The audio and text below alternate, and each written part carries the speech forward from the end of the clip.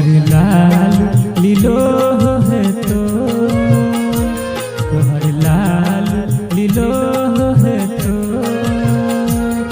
तो दुनिया की कहतोगे, तो दुनिया की कहतोगे, दुनिया की कहतोगे, तो दुनिया की कहतोगे, दुनिया की कहतोगे। तोहर चरण आशा छोड़ पुत्र कहीं जरहतोगे। तोहर लाल लीलो है तो दुनिया की कहतोगे, तोहर लाल लीलो है तो दुनिया की कहतोगे।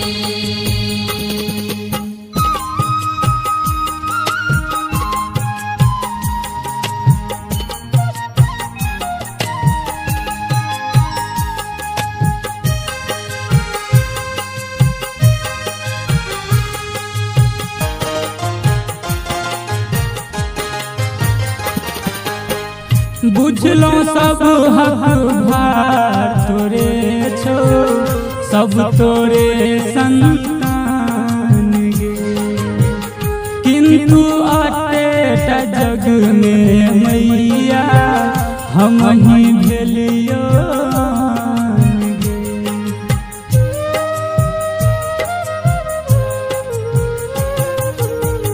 बुझलो सब हक भार तोरे छो, सब तोरे संतान गे, किंतु अटेटा जग में मैया हम ही भेलियो गे। दंड तू माँ कतबो, दंड तू माँ कतबो, सुत सैटा सहतोगे। तोहर लाल लीलो है तो दुनिया की कहतोगे, तोहर लाल लीलो है तो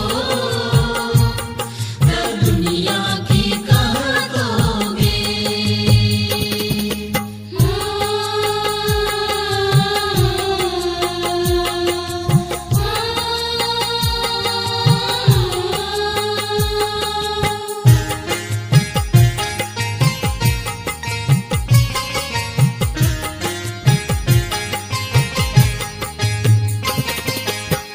तू काली लक्ष्मी तारा वाणी तू ब्रह्मानी,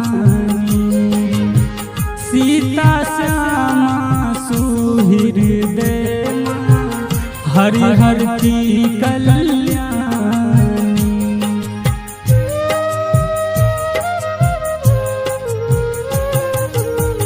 तू काली लक्ष्मी तारा वाणी तू ब्रह्मानी,